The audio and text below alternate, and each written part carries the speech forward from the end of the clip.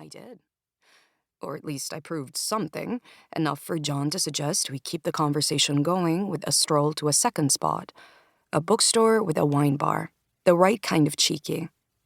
It was one of the many gold flags I'd clocked, golds being the opposite of reds.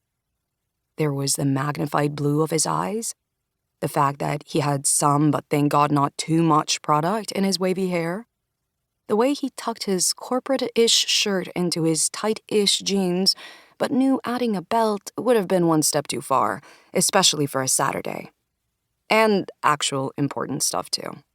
Like how polite he was to the server who came by our table a bit too often, and his responses to questions he asked me about my life, while still sharing just enough about his own. That's why I decided it was time for me to share the 4 life-defining things, or the conversational thread I'd been using as first-date detective work for a decade.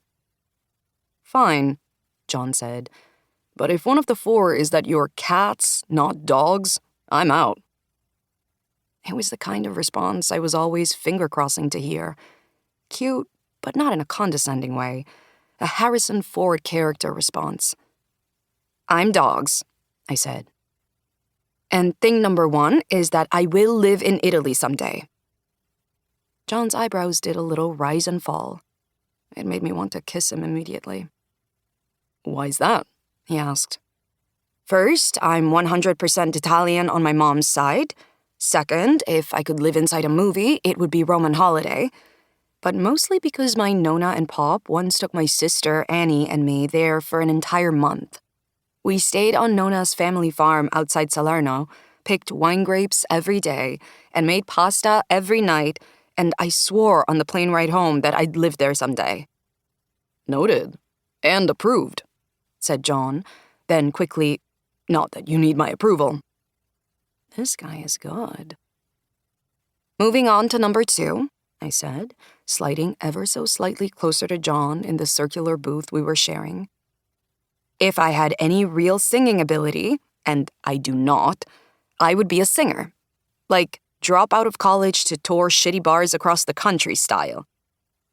But you said you work at a film festival. Why not in music? John asked, demonstrating excellent listening skills. Too painful, I joked. Gotcha. So this second one is more a warning if you someday wake up from a coma with the voice of Kelly Clarkson, I said. Kelly Clarkson, John repeated, eyes honest-to-God twinkling. All right. So far, I'm not running away. Give me number 3. This was where the rubber usually met the man never calling me again. 3, I think extreme wealth is immoral. Or is it amoral? I never remember. I think it's not A. And how rich are we talking? Bezos, Musk, and Zucks, obviously. This hedge fundy cousin stew on my dad's side. Essentially, people who've amassed more than they'll ever need and hoard it. That's one reason I love my job. We take money from big brands and use it to help small filmmakers. Interesting, John said. My mind rushed back to the details he'd shared so far. Middle school math teacher, hadn't screamed, trust fund. Then a second stat flashed. Hometown, Costa Mesa, California. Orange County. His parents probably owned a chain of luxury car dealerships and sat on the board of the club. In that case, this was potentially the last moment John, middle name Jacobs, and I would share together. I considered smooching him before it was too late.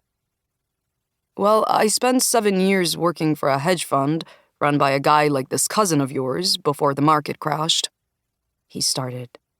Probably 7 years too long by your standards, but the whole thing was so gross that I went back to school to become a teacher. Oh, good. Very good, I said. Are these things of yours some kind of test? John asked, wisely.